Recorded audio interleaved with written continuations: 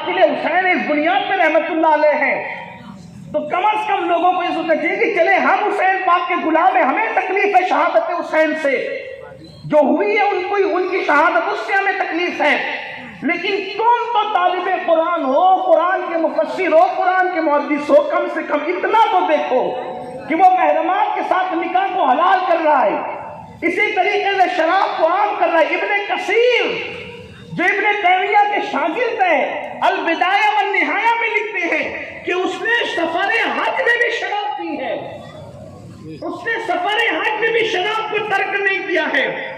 یہ امام حسین کا کارنامہ ہے. حسین نے لوگ توجہ کریں, لوگ سب چیز کو قربان کر کے جان اور اولاد بچاتے ہیں.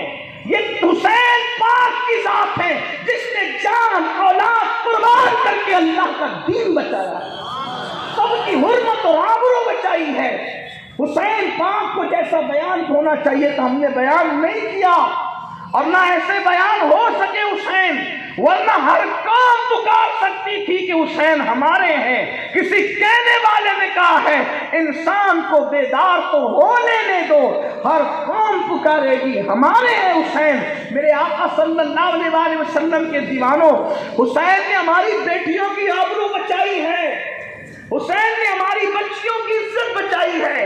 اگر کربلا میں حسین پاک قربانی نہ دیتے تو شاید پھوپھیاں بھتیجوں سے محفوظ نہ رہتی, خالائیں بھانجوں سے محفوظ نہ رہتی,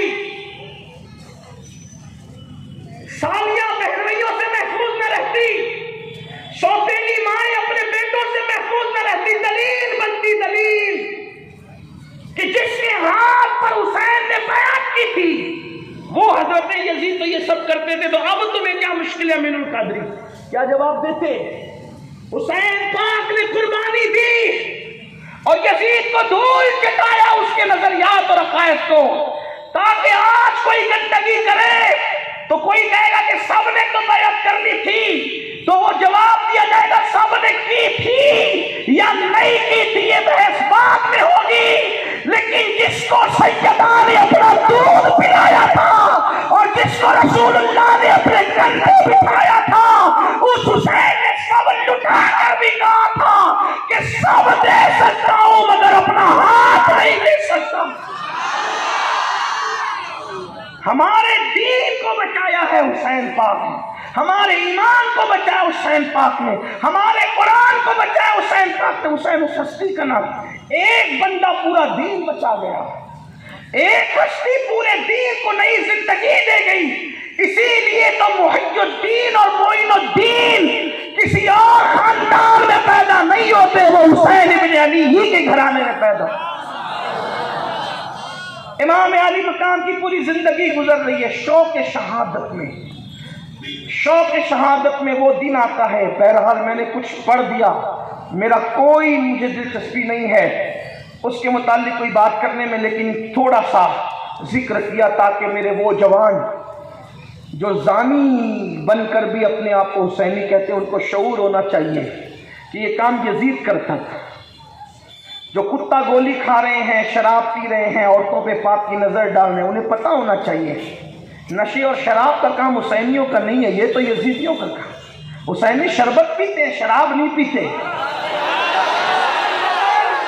حسینی شربت پیتے ہیں, شراب نہیں پیتے, اور صرف پیتے نہیں ہیں بلکہ پلاتے بھی ہیں. یا حسین کے صدقے میں شربت پلا رہے ہیں, وہاں انشاءاللہ حوض کوثر کے جام پیئیں گے, اور کس شان سے پیئیں گے. مولانا حضرت علامہ حجت الاسلام حامد رضا بریلوی لکھتے ہیں ہاتھوں سے 4 یار کے ہم کو ملیں گے 4 جام, دستے حسن حسین سے اور ملیں گے جام 2. انشاءاللہ تعالی یہاں شربت حسین ہے, وہاں حوض کوثر ہے, اور آقا نے فرمایا حوض کوثر پہ سب سے پہلے مجھ سے ملنے والی میری اہل بیت ہو. بلکہ ایک حدیث اور پڑھ دوں الصواعق المحرقہ کے حوالے سے, اور بھی بہت لوگوں نے لکھا, لیکن اس وقت صواعق المحرقہ ذہن میں آئی. حدیث پاک آقا فرماتے تیرے ہاتھ میں ڈنڈا ہوگا علی. آقا فرماتے علی تیرے ہاتھ میں ایک ڈنڈا ہوگا, ڈنڈا.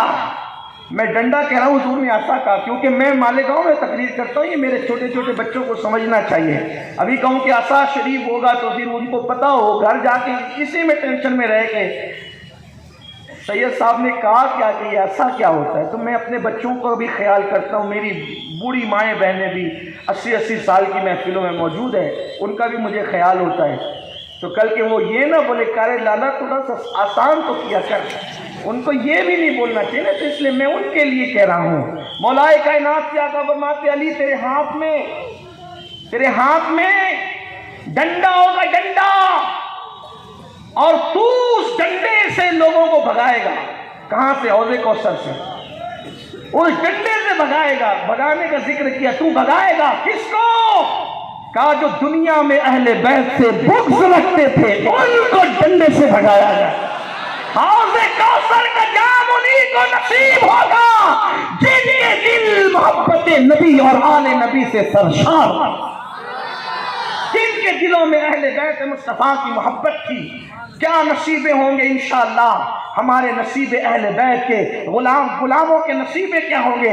بلکہ ان کے نصیبے کی باتیں تو کہہ دوں، کچھ لوگ سوچتے ہیں پاگل ہو گئے، بارش میں بھی دوڑے دوڑے جا رہے ہو ذکر حسین سننے کے لیے، زمین پہ بیٹھ کے سن رہے ہو اور اتنی تکلیف میں سن رہے ہو، اتنا وقت دے رہے ہو، ایسا کر رہے ہو، ویسا کر رہے ہو۔ میں نے کہا سن، ایک تو یہ فائدہ ہے کیا کہ علی کے مرتضیٰ ان کو بھگائیں گے جن کے دلوں میں بغض ہوگا۔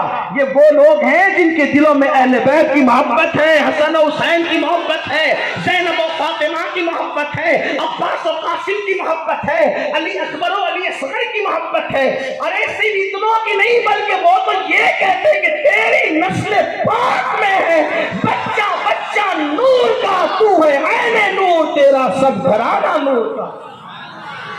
ایک دوسری روایت سننے میں بات آگے بڑھتی ہے، سیدہ فاطمہ الزہرا کا نکاح ہوا علی مرتضیٰ کے ساتھ، مولا پاک کے ساتھ، علی پاک کے ساتھ۔ 15 سال کی سیدہ ہے، 21 سال کے کم و بیش مولا علی ہیں۔ نکاح ہوتا ہے، حضور کے پاس جبریل آئے، حضور نکاح پڑھا دیں، آسمانوں پر ہو گیا۔ اللہ نے آسمانوں پر دونوں کا نکاح کروا دیا ہے، آپ زمین پہ کر دیں۔ سرکار نے فرمایا جبریل اس کی کچھ تفصیل بتاؤ، تو بہت تفصیل بتائی جو یہاں ذکر نہیں کرتا۔ ایک بات کہی، کہا آقا جب نکاح ہو رہا تھا فاطمہ الزہرا کا علی کے ساتھ، تو اس وقت اللہ نے مجھے حکم دیا کہ میں طوبہ ایک درخت ہے جنت میں جس کا ذکر میرے امام نے بھی کیا ہے، طوبہ میں جو سب سے اونچی نازک سیدھی نکلی شاخ، مانگو نعت نبی لکھنے کو روح قدس سے ایسی شاخ، اپنے ان باغوں کا صدقہ وہ رحمت کا پانی دے جس سے نخل دل میں ہو پیدا پیارے تیری ولا کی شاخ۔ مولا گلبن رحمت زہرا سبتین اس کی کلیاں پھول، صدیق و فاروق و عثمان حیدر ہر ایک اس کی شاخ۔ تو وہ طوبہ کو اللہ نے مجھے حکم دیا کہ میں ہلاؤں، تو میں نے طوبہ کو ہلایا، وہ درخت کو جو جنت کا درخت ہلایا، تو اس سے پتے گرے، اور اتنے پتے گرے جتنے کہ اہل بیت کی محبت کرنے والوں کی تعداد ہے۔ قیامت تک جتنی تعداد ہے اہل بیت سے محبت کرنے والوں کی، اتنے پتے گرے، اور ہر پتے پر اہل بیت سے محبت کرنے والے کا نام لکھا ہے۔ کوئی کہتا ہے تاج محل کے پتھر پہ میں نے تیرا نام لکھ دیا کیونکہ تو میرا یار ہے، میں نے اجنتا کے گاروں پر تیرا نام لکھا جا کر کے کیونکہ تو میرا یار ہے۔ لوگ جاتے ہیں نا گھومنے پھرنے تو نام لکھتے ہیں یار کے۔ ارے نادان، اہل بیت کی غلامی نے تجھے کس مقام پہ پہنچایا؟ تو پیدا ہونے والا تھا کب؟ اور تیری پیدائش سے پہلے صرف غلامی آل محمد کی وجہ سے طوبہ کے پتوں پر قدرت نے تیرے نام لکھ کے بتائے کہ تو میرے یار کی یار سے پیار کرتا ہے۔ میں نے تیرا نام جنت کے درخت کے پتے پہ لکھ دیا۔ اللہ اکبر! تو جتنے پتے گرے سب پہ اہل بیت کے محبین کے نام تھے، اور عرض کیا آقا جب قیامت کا دن آئے گا تو ہر پتا وہ نام والا اس کے ہاتھ میں دیا جائے گا، بے حساب جنت میں داخل ہوگا۔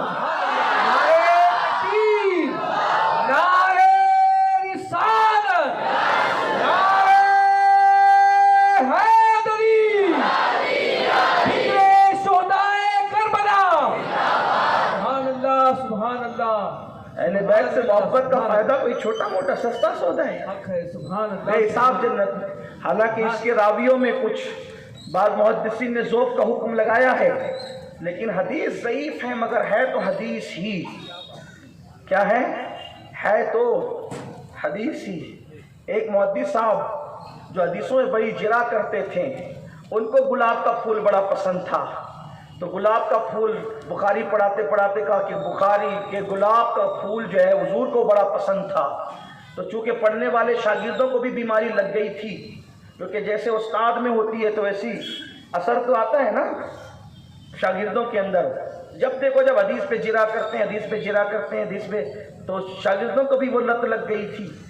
تو کہا، جب انہوں نے کہا چونکہ ان کو پسند تھا اس لیے حدیث لے آئے، جو چیز جس کو پسند ہے وہ اس پہ حدیث لاتا ہے، تو کہا گلاب کا پھول اللہ کے رسول کو پسند تھا۔ شاگردوں نے کہا مگر یہ حدیث تو ضعیف ہے، تو اب بنتی نہیں تھی نا بات، تو انہوں نے کہا لیکن بچوں ہے تو حدیث ہی نا، ہم بھی کہتے ہیں ہے تو حدیث ہی نا، اگرچہ راوی میں ضعف ہے لیکن حدیث میں تو کوئی ضعف نہیں ہوتا نا، تو ہم عشق کے بندے ہیں، کیوں بات بڑھائی ہے؟ تو عرض یہ کر رہا تھا اہل بیت سے محبت کا صلہ یہ ہے، اس لیے ہم بچے کے دل میں اہل بیت کی محبت بھر دینا چاہتے ہیں اور بھر دینا چاہیے، کیونکہ میرے آقا نے فرمایا اپنی اولاد کو 3 باتیں سکھاؤ، ایک تو اپنے نبی کی محبت، ایک تو آل نبی کی محبت، اور ایک قرآن کی تعلیم۔ 3 باتیں سکھاؤ۔ اپنی اولاد کو اگر بگڑنے سے بچانا ہے، اپنی اولاد کو جہنم کا کندہ بننے سے بچانا ہے، اپنی اولاد کو پاپی اور جہنمی بننے سے بچانا ہے، نبی رحمت کی محبت، آل نبی کی محبت، قرآن کی تعلیم، تو حسین پاک اسی ماحول میں پرورش پا رہے ہیں۔ اب ایک دن وہ آتا ہے کہ آپ سن چکے کہ حضرت امیر معاویہ کا لقوہ میں سن 60 ہجری میں رجب میں انتقال ہوا، اور ان کا پلید بیٹا یزید ابو خالد وہ تخت نشین ہوا، وہ بادشاہ بنا۔ یزید کی حکومت سے حضرت ابو ہریرہ جیسے لوگ پناہ مانگتے، انہوں نے دعا کی، مدینے کے بازاروں میں دعا کرتے تھے، اللہ میں لڑکوں کی حکومت سے اور سن 60 ہجری سے اللہ تیری پناہ مانگتا ہوں۔ تو سن 59 ہجری میں حضرت ابو ہریرہ کا وصال ہوا مدینہ منورہ میں، اور ایک قول کے مطابق ان کا وصال ہوا ملک شام میں، بہرحال لیکن زیادہ معتبر روایت مدینہ طیبہ کی ہے، چونکہ ملک شام میں بھی ان کا مزار ہے، کبھی آپ پہنچ جائے تو پھر آپ یہ نہ کہیں کہ دیکھو یہ تو کچھ بھی کہتے ہیں، تو اس لیے دونوں قول بیان کر دیا، ایک تو یہ کہ مدینہ منورہ میں وصال ہوا یہ بھی، اور ایک تو دمشق میں ملک شام میں وصال ہوا یہ بھی، لیکن زیادہ صحیح مدینہ منورہ میں ہے۔ سن 59 میں آپ کا وصال ہو گیا۔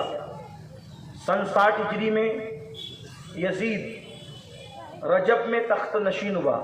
جس وقت باپ کا انتقال ہوا وہ اس وقت بھی باپ کے سرانے موجود نہیں تھا، اتنا پلیت شکار کو گیا ہوا۔ جب آیا والد کا انتقال ہو چکا تھا، ان کا وصال ہو چکا تھا، یہ تخت پہ بیٹھا۔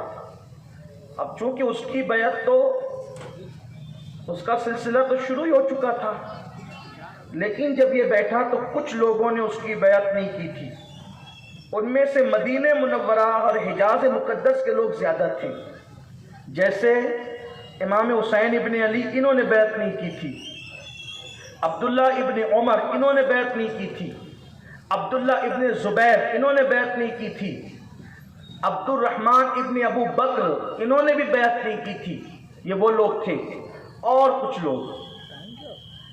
اس نے بیٹھتے ہی دیکھیے، یعنی یزید کو حسین دشمنی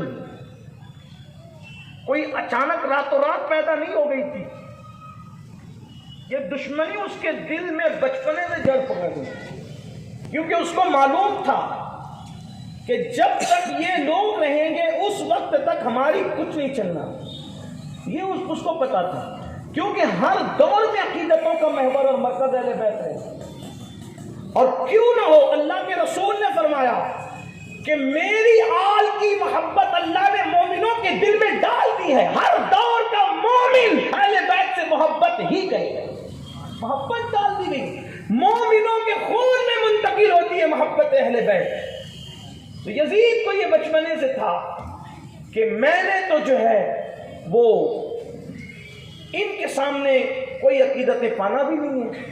اور یوں بھی ویسے آپ کو حیرت ہوگی، جو ابن زیاد، عبید اللہ ابن زیاد، جس کا ذکر ابھی آپ بعد میں سنیں گے، جب یزید کو بادشاہ بنانے کی تجویز رکھی گئی تھی تو جس نے مخالفت سب سے پہلے کی تھی وہ زیاد تھا.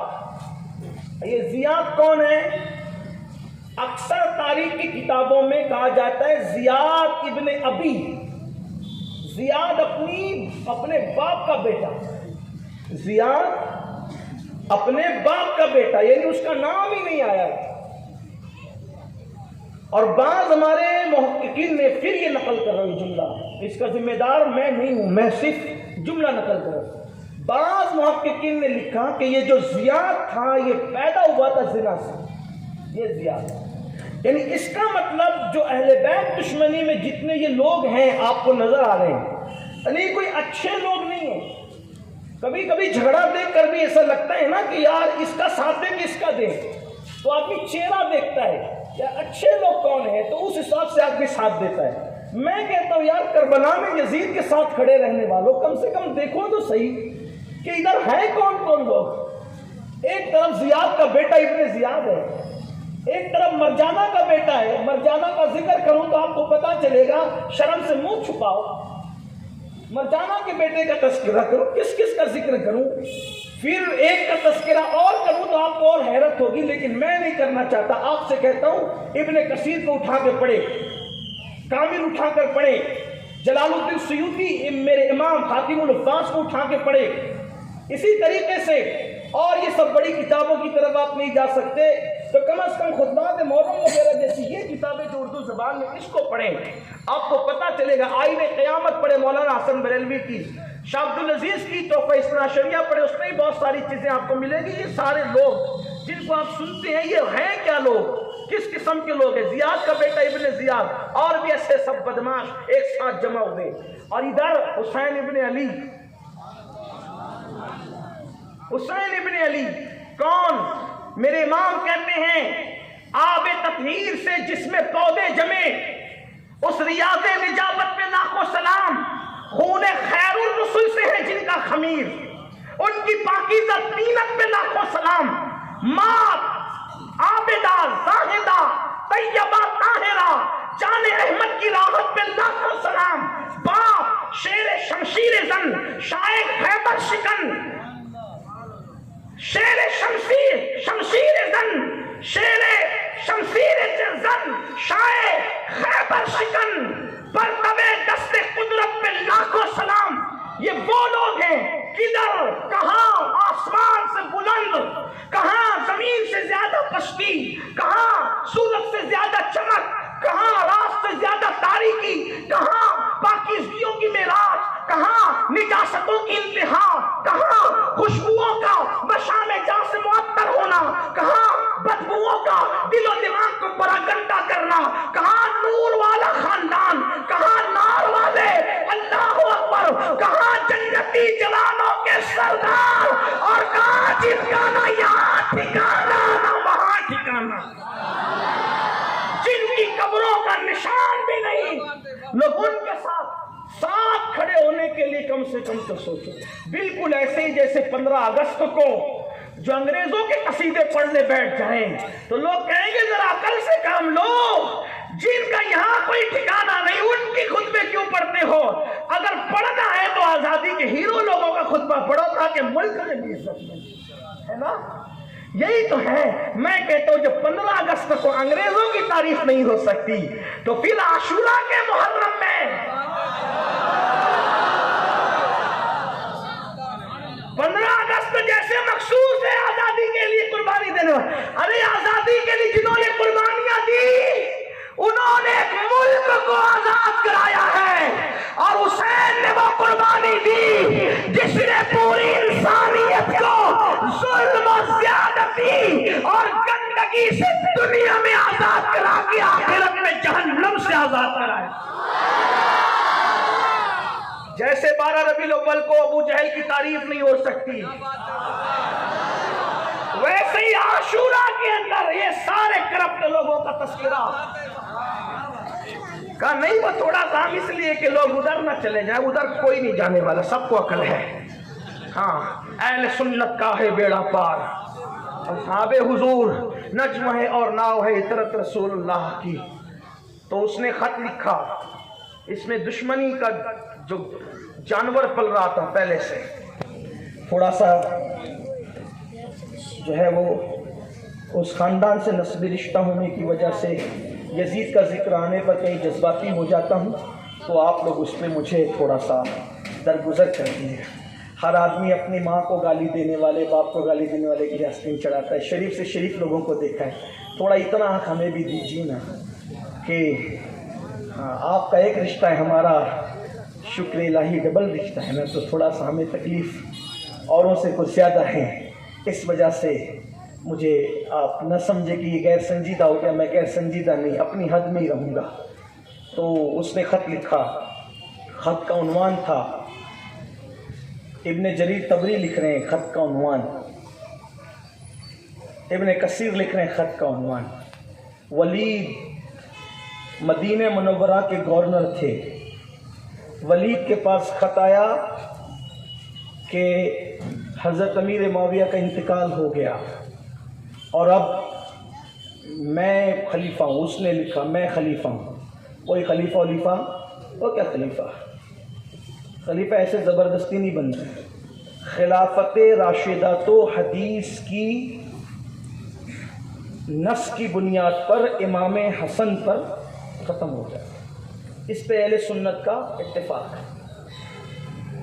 آقا فرماتے ہیں میرے بعد خلافت 30 سال رہے گی اور 30 سال امام حسن پر پورے ہو جاتے ہیں، 2.5 سال صدیق اکبر کے، 10 سال فاروق اعظم کے، کتنے ہو گئے 12.5 سال، 12 سال کچھ مہینے عثمان غنی کے، کتنے ہو گئے 25 پکڑ لیں آپ اس کو، ٹھیک ہے، اور تقریباً 4.5 سال مولائے کائنات کے اور 6 مہینے امام حسن کے، اس پر 30 سال پورے ہو گئے، اور آخری خلیفہ راشد امام حسن، خلافت راشدہ ختم۔ اس کے بعد دور شروع ہوتا ہے ملوکیت کا، لیکن چونکہ ہم اہل سنت ہیں اس لیے ہم اتنا کہتے ہیں کہ جو پہلے بادشاہ ہوئے حضرت امیر معاویہ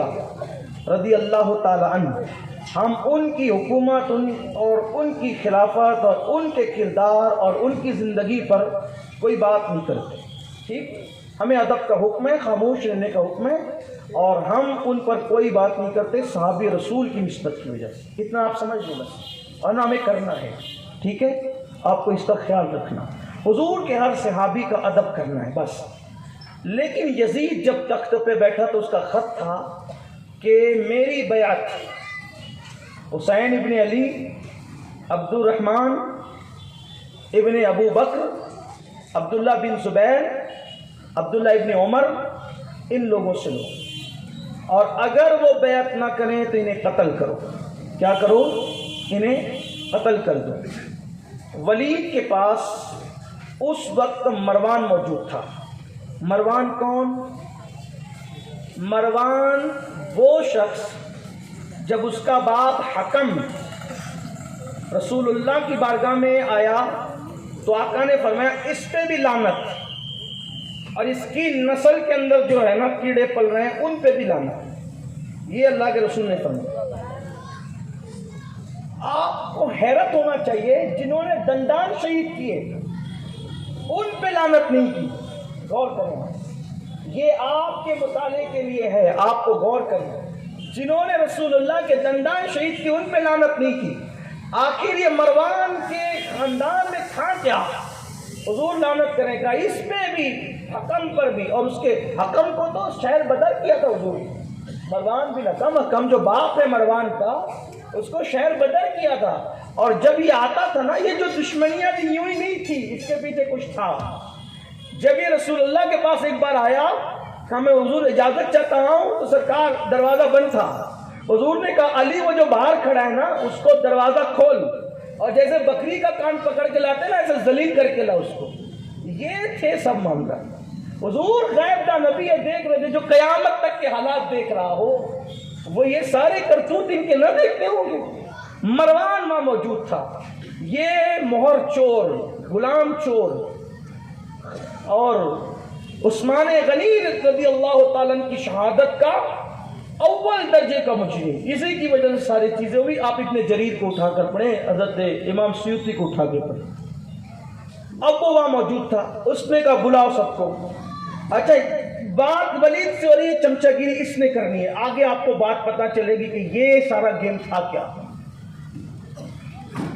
تو اس نے کہا بلاؤ سب کو۔ ولید نے کہا، وہ نرم دل انسان تھے ولید نے کہا بلاتا ہوں، اور بھیجا کہ جاؤ بلا کے لاؤ ان چاروں کو۔ اس وقت امام علی مقام پاک مسجد میں تھے۔ آپ کو یہ بھی سن کر کے حیرت ہوگی کہ امام حسین کا پورا وقت، آرام کے علاوہ پورا وقت مسجد میں گزرتا ہے۔ بلکہ اگر کوئی پوچھتا تھا نا حسین کو ہم نے دیکھا نہیں ہے، اگر مدینے جائیں تو پہچانیں گے کیسے؟ اور تصور کریں، امام حسین کو ہم نے دیکھا نہیں ہے، اگر جائیں تو پہچانیں گے کیسے؟ بلکہ یہ بات کسی اور سے نہیں پوچھی گئی، یہ بات حضرت امیر معاویہ سے لوگوں نے پوچھی، شام سے آنے والے، ہم نے دیکھا نہیں حسین بن علی کو، اگر جائیں تو کیسے پہچانے کہ مدینے میں حسین کون ہے؟ تو انہوں نے جواب دیا، جو بہت سب سے خوبصورت جوان ہوگا اور وہ سر جھکا کے بیٹھا ہوگا اور اس کے ارد گرد لوگ عقیدت سے بیٹھے ہوں گے، سمجھ جانا یہی حسین ہے۔ مدینے میں یہ عقیدتیں تھی، امام علی مقام کی عقیدتیں یہ تھی کہ جس کے ارد گرد جیسے چونٹیاں مٹھائی کو گھیرتی ہے، جیسے مکھیاں چھتے کو گھیرتی ہے، جیسے پروانے شمع کو گھیرتے ہیں، جیسے تتلیاں پھولوں کو گھیرتی ہے، اسی طریقے سے حسین ابن علی کو مدینے والے لوگ ایسے گھیرے رہتے تھے۔ کیوں؟ اس لیے کہ حسین پاک تھے اپنے نانا کے مشابہ، تو لوگوں کو یوں لگتا تھا حج کے بعد قبر رسول کی زیارت تو کریں گے، لیکن اگر رسول کی زیارت کا اور ان کے چہرے کے دیکھنے کی لذت حاصل کرنا ہو تو دیکھے کسے؟ تو لوگ امام علی مقام کو دیکھنے کے لیے آتے تھے، امام حسین کو دیکھنے۔ آپ کے پاس قاصد آیا، دوپہر کا وقت تھا، امام مسجد میں تھے، بلکہ نانا کے روضہ اطہر پہ بیٹھے ہوئے تھے، اور کیونکہ سب کچھ تو امام علی مقام کا وہی تھا۔ کہا کہ امیر بلاتے ہیں، یہ اتفاق سے یہ چاروں ایک ساتھ تھے۔ دوپہر میں تو اس ٹائم امیر تو کسی سے ملتا نہیں ہے، امیر ملتے نہیں کسی سے، اس ٹائم بلانا ایسا لگتا ہے کہ ہمارے جو حکومت اور سلطنت کے جو تاجدار تھے وہ دنیا سے تشریف لے گئے۔ اور قاصد کو کہا تم چلو ہم آتے ہیں۔ اب بات کی تو کہا کہ اب تو یزید کی بیعت کرنی پڑے گی، کیا کریں گے؟ تو عبداللہ بن زبیر نے وہیں سے کہا کہ چلو آتے ہیں، اور پھر وہاں سے نکلے اور سیدھا مدینہ شریف میں رکے نہیں، مکہ شریف روانہ۔ عبداللہ ابن عمر بڑی نیک طبیعت آدمی تھے، وہ گوشہ نشین ہو گئے۔ اب رہی امام علی مقام کی بات، امام نے اپنے خاندان کے جوانوں کو جمع کیا، بنو ہاشم بڑا خاندان تھا، جمع کر کے فرمایا میں ولید سے بات کرنے جا رہا ہوں، اگر حالات ٹھیک رہے تو ٹھیک ہے، باہر بیٹھنا، ورنہ آواز اونچی ہو تو تم اندر آنا۔ اندر گئے، سلام کر کے بیٹھ گئے۔ انہوں نے بتایا کہ حضرت امیر معاویہ کا وصال ہو گیا ہے، تو آپ نے انا للہ پڑھی، مغفرت کی دعا کی، اور کہا کہ پھر یزید بادشاہ بنائیں، اس کی بیعت کریں آپ نے بتایا میں یزید کی بیعت کروں، یزید کی بیعت میں کروں، اور پھر وہ بھی ایسے چھپ چھپا کے، ایسے نہیں، باہر آؤ، اعلان کرو، جو سب کریں گے نا، ان تینوں کے نام لیے، ابن زبیر کے، ابن ابو بکر کے، ابن عمر کے رضی اللہ تعالیٰ عنہم اجمعین، ان کے نام لیے، کہا کہ یہ سب بات کریں گے تو آپ ہم بھی دیکھیں گے، ایسے چھپ کے میں بیعت نہیں کروں گا۔ اس نے کہا کہ ٹھیک ہے آپ جائیں پھر۔ تو مروان نے کہا ولید ان کو جانے مت دو، اگر یہ گئے تو دوبارہ تم ان پہ قابو نہیں پا سکو گے، یزید کا حکم ہے قتل کرنے کا، قتل کر دو۔ امام علی مقام نے کہا اب وہ فاتح خیبر کا بیٹا سیدہ فاطمۃ الزہرا کا لال لخت جگر، مصطفیٰ جان رحمت کی زبان چوس کر بڑی ہونے والی شخصیت، فرمایا تو مجھے قتل کرے گا، تجھے تو ناک صاف کرنا نہیں آتی؟ امام نے فرمایا یہ ہنسنے کی بات نہیں، یہ ہنسنے کی بات نہیں، اور کہا کہ تم ناک سیدھے ہاتھ سے صاف کرتا ہے، تو مجھے قتل ہے، یا یہ کریں گے قتل، تم دونوں قتل کرو گے؟ ولید نے کہا مروان تجھ پہ افسوس ہے، تو مجھے نواز رسول کو قتل کرنے کا مشورہ دیتا ہے؟ اگر پوری دنیا کی دولت ایک طرف رکھ دی جائے اور نواز رسول کو قتل کرنے کا کوئی مشورہ دے تو میں دولت کو لات ماروں گا، لیکن انہیں قتل نہیں کروں گا۔ تو سمجھ کیا رہا ہے؟ آپ سے کہا آپ تشریف لے جائیں، ٹھیک ہے بعد میں بات ہو۔ امام تشریف لے گئے اور تشریف لے جانے کے بعد آپ کے چہرے پر اداسی چھائی۔ پوری زندگی شہادت کا ذکر سن سن کر، بابا سے سنا، اماں سے سنا، بہن سے سنا، نانا سے سنا، بڑے بھائی سے سنا، خاندان میں بزرگوں سے سنا، حسین شہید ہوں گے، شہید ہوں گے، چہرہ کھلتا تھا، چہرہ کھلتا تھا۔ ایک اہم نقطے کی طرف آپ کی توجہ کروانا چاہیے، اسی پہ بات ختم کرتا ہوں، توجہ کرنا۔ لوگوں کو لگتا ہے کہ حسین پاک کا اصل امتحان کربلا میں ہوا، لیکن مجھے لگتا ہے کہ حسین پاک کا اصل امتحان کربلا میں نہیں ہوا، حسین پاک کا سب سے بڑا امتحان مدینے میں ہوا، کیونکہ حسین کو علی اکبر چھوڑنا آسان تھا، قاسم چھوڑنا آسان تھا، علی اصغر چھوڑنا آسان تھا، لیکن نبی کا در چھوڑنا کوئی حسین سے پوچھے۔ 8 دن کا حاجی جو 8 دن کے لیے حج کو جاتا ہے، جب وہ بندہ مدینہ منورہ چھوڑتا ہے تو اس کی سانسیں اکھڑنے لگتی ہے، وہ سوچتا ہے کہ میری جان نکل جائے، میں یہاں سے جا کیوں رہا ہوں مدینے سے۔ علامہ حسن بریلوی کہتے ہیں کہ مر کے جیتے ہیں جو جاتے ہیں مدینے کو حسن، اور جی کے مرتے ہیں جو آتے ہیں مدینہ چھوڑ کر۔ آپ کا چہرہ اتر گیا، جس کا چہرہ کبھی نہ اترا آج ان کا چہرہ اترا۔ گھر والوں نے کہا، غازی عباس نے کہا مولا تیری بلائیں دور ہو، آج آپ کا چہرہ افسردہ ہے۔ آپ نے کہا میرے غازی، میرے بابا کے غازی، میرے غازی، میرے بھیا، آج میں نے فیصلہ کیا ہے کہ اپنے مدینہ منورہ چھوڑ کر کہیں اور جانا ہے۔ حسین ہم مدینہ چھوڑ کے جائیں گے؟ کہا ہاں، ایسا ہو گیا، اگر مدینے میں رکتے ہیں تو ایمان کو خطرہ ہے، خطرہ ایمان کو ہے تو مدینہ چھوڑ دینا ہے۔ جاؤ ان لوگوں سے کہہ دو کہ ہمیں یہاں سے چلے جانا ہے، مدینے چھوڑ کے جانا ہے۔ اب ذرا دل تھام کر چشم تصور سے وہ منظر کو دیکھ لیں کہ جب حسین پاک مدینے سے جاتے ہیں، امام پاک نے بیبیوں سے کہا، ام اسحاق سے کہا، سیدہ شہر بانو سے کہا، امراء القیس کی جو شہزادی آپ کے نکاح میں تھی ان سے فرمایا، حضرت لیلہ سے، لیلہ ام اسحاق شہر بانو، ان سے فرمایا تم نے بھی ساتھ چلنا ہے۔ سیدہ زینب کے پاس کسی کو بھیجا، زینب سے کہو ہمارا ارادہ یہ ہے، وہ کیا چاہتی ہیں، اگر ان کے شوہر اجازت دے تو وہ بھی چلیں۔ اس طریقے سے کچھ لوگوں کی ایک مخصوص فہرست تھی جن کو لے کے جانا تھا۔ اب شام کا انتظار ہو رہا ہے اور اسی ادھڑ بن میں شام ہوتی ہے۔ مدینہ منورہ کا حسین و جمیل خوبصورت سورج، وہ جو رسول اللہ کی بارگاہ میں گویا کہ تحیت اور درود کے گجرے لے کر آیا تھا، وہ ادب اور احترام کے ساتھ اپنے چہرے کو سمت مغرب میں چھپا لیتا ہے۔ وہ تاریخ تھی 3 شعبان المعظم کی اور سن 60 ہجری کا سنہ تھا۔ 3 شعبان المعظم سن 60 ہجری کا سنہ، شام ہوئی۔ پھر اہل بیت کے گھروں میں صف ماتم بچھا، سب ایک دوسرے کو حیرت سے دیکھ رہے تھے، یعنی ایک انہونی بات۔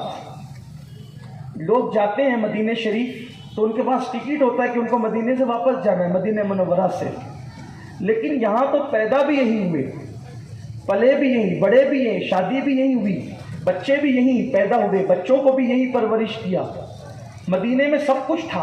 ماں کا مزار مدینے میں، بابا کی بڑی امانت امام حسن مدینے میں، رسول اللہ نانا جان مدینے میں، پورا خاندان مدینے میں ہے. مدینے والے مدنی کہلاتے ہیں، بلکہ مدینے کے بادشاہ ہیں، تاجدار ہیں، سب کچھ ہیں. اور آج حالات اور وقت کی ستم ظریفیاں دیکھیں. بس یہیں سے اب داستان کربلا شروع ہوتی ہے اور ہمیں ایک ایک قدم کی عبرت. سننے والے ہر سال سنتے ہیں، کچھ لیتے نہیں لیتے ایسے ہی چلے جاتے ہیں، لیکن جو سنتے ہیں ایک ایک جملے میں ان کے لیے عبرت ہے. سوچو، غور کرو، توجہ دو، ہوش کے ناخن لو. سوچو، جن کو اسی مدینے میں کندھوں پہ بٹھا کر صاحب معراج لے کر گھومتے تھے، آج وہ لوگ مدینہ چھوڑ رہے ہیں. جن کو انگلیاں پکڑ کر چلایا جاتا تھا، آج مدینہ منورہ کے لیے وہ لوگ اجنبی ہو چکے ہیں. ان کے گھروں میں کپڑے بن رہے ہیں، سامان بن رہا ہے، سواریاں تیار ہو رہی ہے. سب ایک دوسرے کو حیرت سے، افسردگی سے دیکھتے ہیں. کہیں تو کیا، کون کس کو تسلی دے؟ سب تو ایک ہی غم میں مبتلا ہیں. کس کو سنبھالے، کس کو سہارا دے، کس کو سمجھائیں؟ پورے خاندان میں ایک ہی شہزاد ہے جو خود سنبھلتا بھی ہے، کسی کو سنبھالتا بھی ہے. کبھی اس کا گال پکڑے، اسے تھپکیاں دے، کبھی اس کے سر پہ ہاتھ رکھے، اسے تسلیاں دے، کبھی کسی کو، کبھی کسی کو، کبھی کسی کو. اسی شام نے پھر رات کا رخ لیا اور رات کی سیاہ چادر جب مدینہ منورہ پہ تن گئی. یہ تاریخ ہے، یہ تصنیفات ہیں، یہ خطابات ہیں، یہ ماہ محرم جو میرے بزرگوں نے صدیوں سے بیان کیا. یہ اس کا عطر مجموعہ محض چشم تصور سے اب میں بھی دیکھتا ہوں اور آپ بھی دیکھیں. جب ہم چشم تصور سے دیکھتے ہیں اور ہم آج سے گویا کہ 1350 پونے 1400 سال پہلے 60 ہجری کے 3 شعبان المعظم کے سورج کے غروب ہونے کے بعد مدینہ منورہ کو دیکھتے ہیں، ایک حسین ابن علی جس کی عمر 56 سال کی ہے. کبھی شہزادوں کو سنبھالنا، کبھی بھتیجوں کو، کبھی بھائیوں کو، کبھی اس کو، کبھی اس کو، کبھی اس کو. اسی طرح رات سیاہ ہوئی اور اپنی سیاہ چادر کو اہل مدینہ پہ تان دیا. سونے والے بستروں پہ سو رہے تھے، خشیت ربانی میں رونے والے آنسوؤں کی سوگات رب العزت کی بارگاہ میں پیش کر رہے تھے اور لوگوں کے دروازے بند تھے.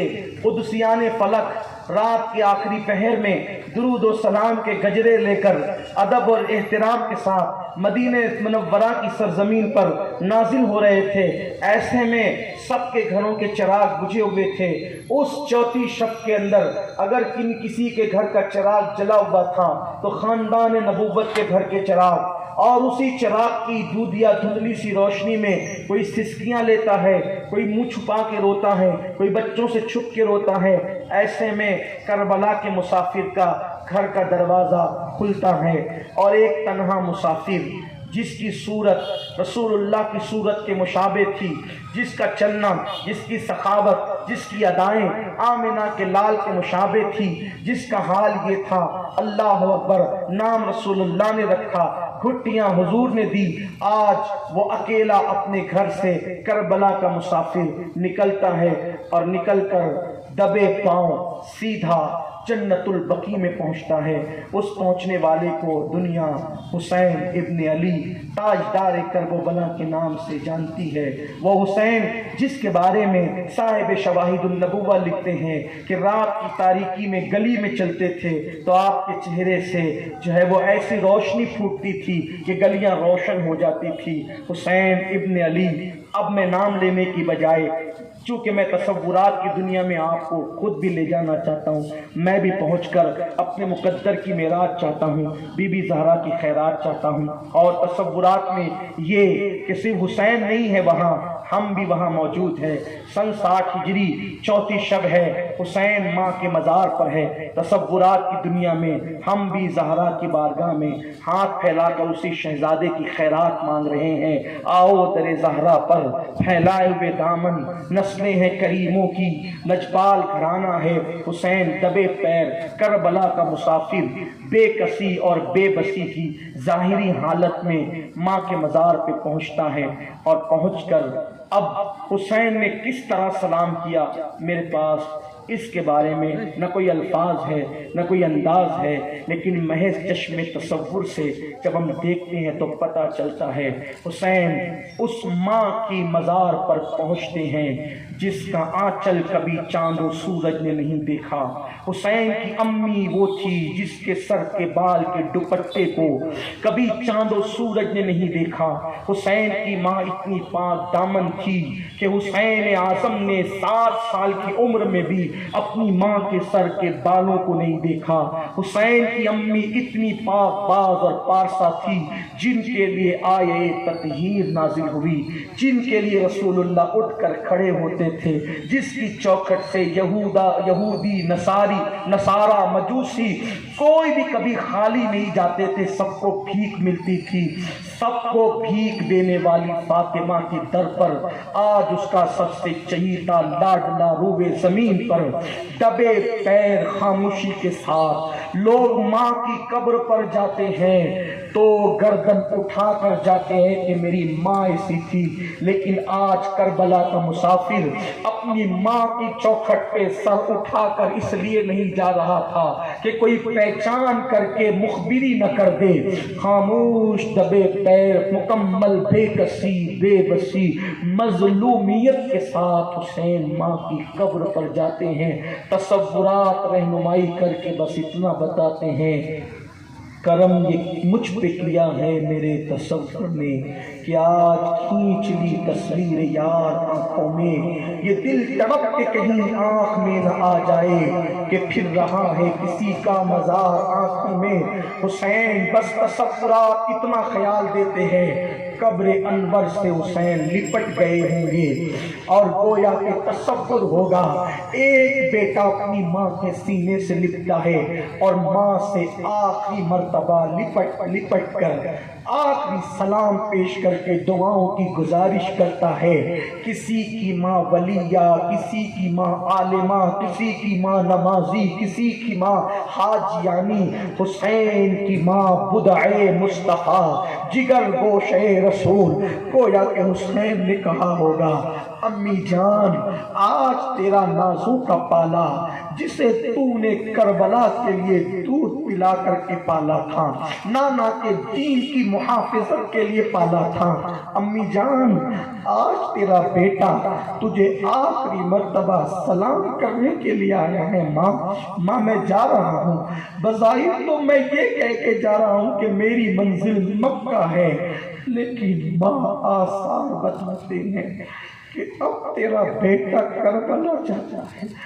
جس دن کے لیے تو نے مجھے دودھ پلایا تھا، جس دن کے لیے تو نے مجھے پالا تھا، جس دن کے لیے تو نے میری پرورش اور نگہداشت کی، ماں اب وہ دن قریب آتا ہے۔ ماں بس اتنی گزارش ہے کہ جب علی اکبر کے ٹکڑے ہو تو اس وقت تیرا حسین کسی ظالم کے ہاتھ میں ہاتھ دینے پہ مجبور نہ ہو جائے۔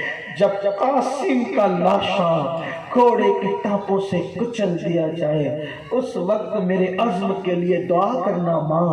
جب میرا معصوم علی اصغر حلق پر تیر کھائے اس وقت میرے حوصلے کے لیے دعا کرنا ماں۔ تو نے مجھے پالا، میرا امتحان دیکھنے کربلا میں ضرور آنا تاکہ تمہاری نگاہوں کے سامنے امتحان ہو۔ مجھے نہیں پتا جملے کیا تھے، محض تصور کے اور گمان اور خیالات کی رہنمائی پر یہ بات کہہ کے آگے بڑھتا ہوں۔ مجھے نہیں معلوم کہ اس ماں نے اپنے بیٹے کو اس طریقے سے تسلی دی اور اپنے دوپٹے سے کیسے آنسو پوچھے، بس اتنا ہی تھا۔ پورے بقی میں سناٹا تھا، پورا بقی سناٹے میں تھا، ایک دھندیائی بھی آواز اس بقی میں گونجتی تھی۔ اچھا ماں میرا آخری سلام اور الوداع قبول کرو اور مجھے اجازت دو۔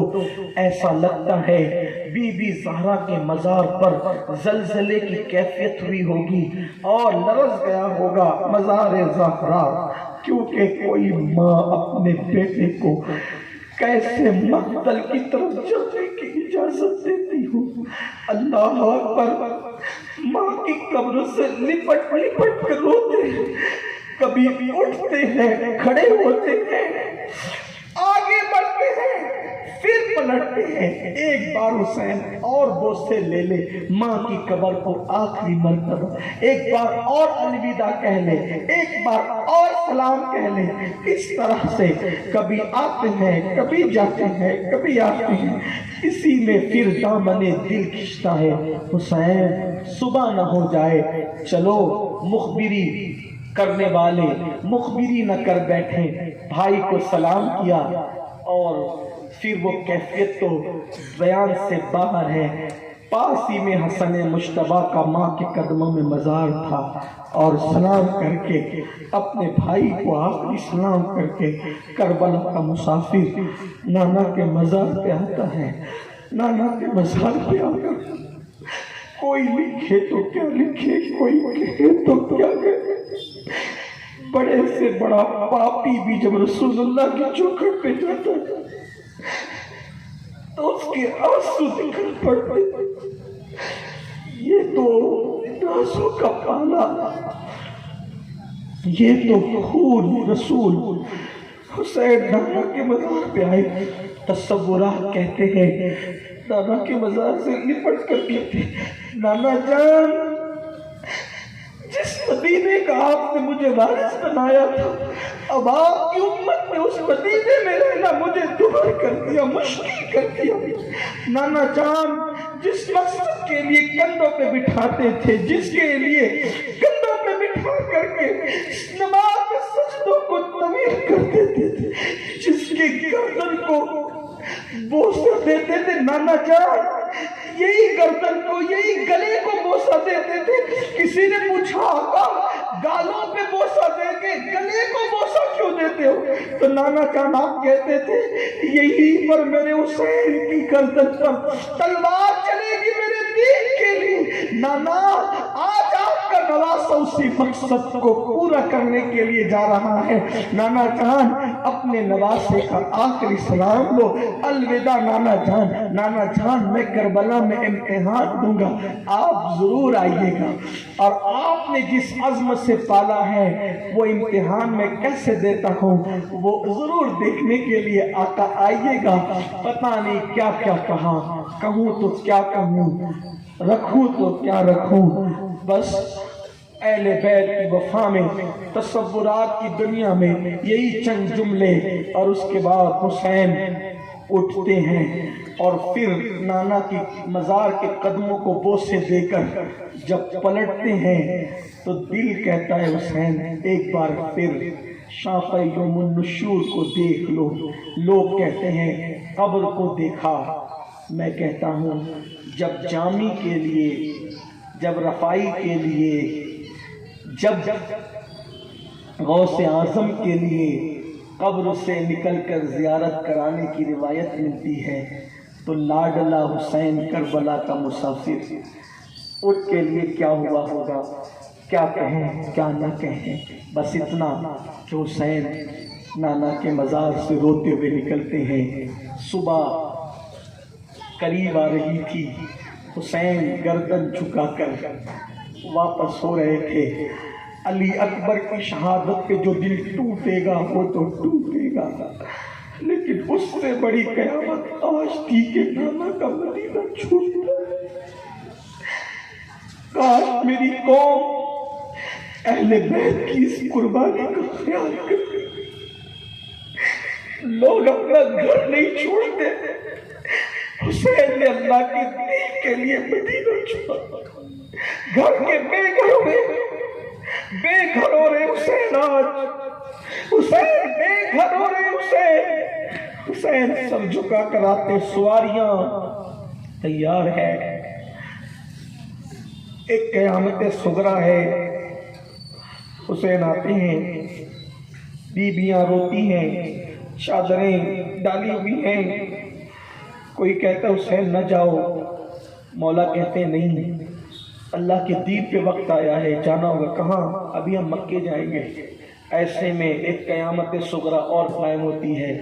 مولا حسین علی اکبر سے کہہ چکے تھے، غازی عباس سے یہ ساتھ چلیں گے، حتیٰ کہ ابھی 1 مہینے کا بچہ ہے عبداللہ، جنہیں دنیا علی اصغر کہتی ہے، 1 مہینے کا بچہ بھی ساتھ جائے گا۔ جانے والوں کی فہرست میں نام ہے زینب پاک کا، اون محمد کا، قاسم کا، علی اکبر کا، عبداللہ علی اصغر کا، سکینہ حضرت سکینہ کا، لیکن ایک نام نہیں ہے، وہ ہے سیدہ فاطمہ صغریٰ کا۔ بس سب نے تیاری کی ہے، صغریٰ کو اجازت نہیں۔ فاطمہ صغریٰ آج کہتی ہے، بابا سب کو لے جاتے ہو، مجھے نہیں لے جاتے۔ تصورات ان گھروں کی رات کو اس طرح بیان کر، بابا مجھے بھی لے چلو۔ بیٹی ہم مکے جا رہے ہیں، آگے کی جو بات ہوگی ہم جہاں قیام کریں گے، تم بیمار ہو، بخار ہے، اچھی ہو جاؤ گی نا صغریٰ، پھر تمہارے بھیا کو بھیج کر ہم تمہیں بلا لیں گے، پھر تم بھی آ جانا۔ آج تم نہ چل سکتی ہو، نہ سواری پہ بیٹھ سکتی ہو، بیمار ہو۔ صغریٰ نے کہا، نہیں نا بابا، میں بیمار نہیں ہوں، مجھے بخار ہے، لیکن میں چل سکتی ہوں، تھوڑا سا ہے، آپ لوگ سواری پر بیٹھنا، میں تھوڑا پیدل دوڑوں گی تو بخار کی حرارت دوڑنے سے ختم ہو جائے گی بابا، بس مجھے لے چلے۔ کہا، سینے سے لگا کے کہا، نہیں بیٹی، تمہیں ام المومنین سیدہ ام سلمہ کے گھر رہنا ہے جب تک علی اکبر نہیں آتے۔ کہا جاتا ہے کہ اس وقت سیدہ فاطمہ صغریٰ کی عمر صرف 10 سال کی تھی۔ 10 سال کی صغریٰ ہیں، ام سلمہ رضی اللہ تعالیٰ عنہ کے یہاں رکھنے کا فیصلہ ہے، ام المومنین کے گھر۔ صغریٰ کہتی ہے، بابا مجھے معلوم ہے آپ لوگ جا رہے ہیں، مسافر ہیں، کھانے پینے کی کمی ہوگی مسافروں کو، بابا میں نہیں کھانا مانگوں گی، مجھے ساتھ لینا، صرف میں کھانا نہیں مانگوں گی، میں آپ لوگوں کی کھا پاؤں گی بابا۔ بابا علی اصغر روتا ہوگا تو وہ میرے پاس زیادہ رکھتا ہے نا، میں اس کو سنبھالوں گی، اس کا جھولا دوں گی بابا، میں کوئی مطالبہ نہیں کروں گی بابا۔ بابا مجھے لے چلو اپنے ساتھ، میں بیمار بھی نہیں ہوں بابا، دیکھو میں آپ کو اٹھ کر دکھاتی ہوں، میں کھڑی رہ سکتی ہوں بابا، چل سکتی ہوں۔ اور پھر ہمارے بزرگوں نے فرمایا، سیدہ صغریٰ نے صرف ساتھ جانے کے لیے کئی دن کی بیمار تھی، اپنی پوری طاقت کو اکٹھا کیا اور اٹھ کر کے کھڑی ہونا چاہیے، اور کہا دیکھو بابا میں کھڑی ہو سکتی ہوں۔ جیسے ہی کھڑی ہونا چاہا زمین پہ گر پڑی، اور زمین پہ گر پڑی۔ ایک فقیر لکھتا ہے، صوفی لکھتا ہے کہ صغریٰ نے بیماری سے جنگ کرنا، مقابلہ کرنا چاہا، اس دن صغریٰ کی بیماری جیت گئی اور صغریٰ ہار گئی۔ آقا نے کہا، صغریٰ تم نہیں چل سکتی، وعدہ رہا میری بیٹی، میں علی اکبر تمہارے بھائی کو بھیج کر ضرور تمہیں بلاؤں گا۔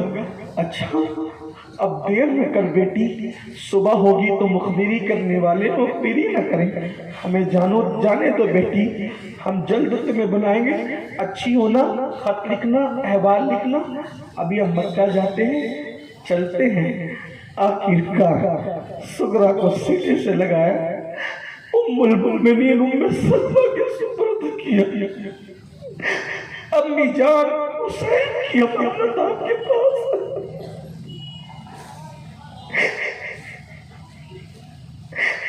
صغریٰ کو تو کہہ جا رہا ہوں کہ میں بلا لوں گا، لیکن میں بلا نہ سکوں۔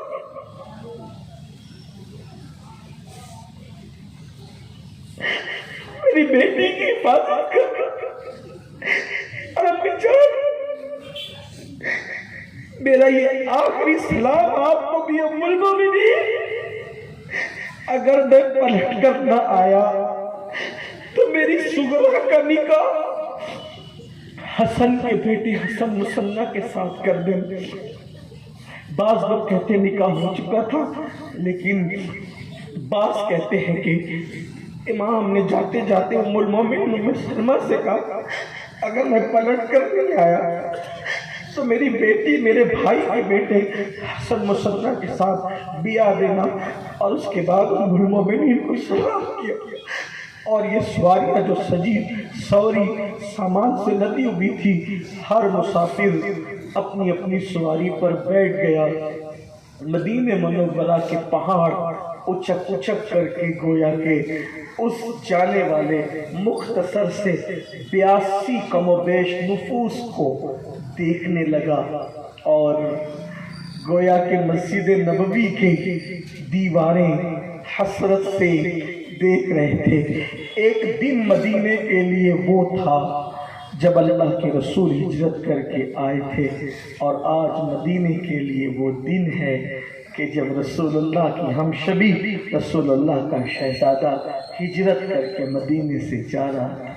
ایک دن مکے سے ہجرت کر کے نانا آئے تھے، اور نواسہ ہجرت کر کے مدینے سے مکے کی طرف جا رہا۔ کس نے سوچا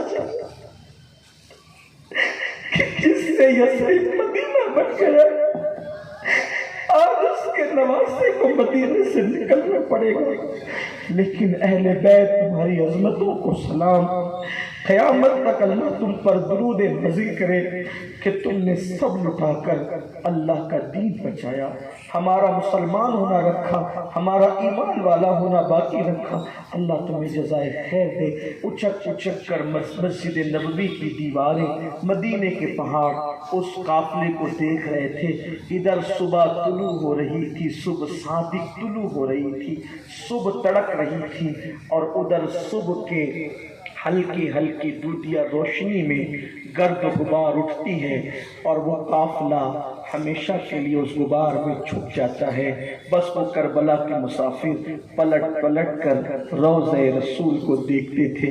ایک وقت آیا کہ جب پلٹے ہوش اڑ گئے کہ اب روضہ رسول نظر نہیں آتا تھا، اور ہمیشہ کے لیے مظلوموں کا قافلہ اللہ کے دین کو بچانے کے لیے مدینہ چھوڑ کر مدینے کی حرمت کو چار چاند لگانے کے لیے، عزت کو چار چاند لگانے کے لیے روانہ ہو گیا۔ وہ سن 60 ہجری کی 4 شعبان کی تاریخ تھی۔ یہی صبح صادق کے وقت 4 شعبان کو حسین پیدا ہوئے تھے 4 ہجری میں، اور یہی صبح صادق کو حسین 4 شعبان کو مدینہ منورہ سے کربلا کی طرف رخصت ہو گئے۔ آج کی گفتگو یہیں پہ ختم۔ کوئی غلطی، کوئی بے ادبی، کوئی خلاف اہل سنت میری زبان سے کوئی جملہ نکل گیا ہو، اللہ مجھے معاف کرے۔ استغفر اللہ ربی من کل ذنب واتوب الیہ۔ کل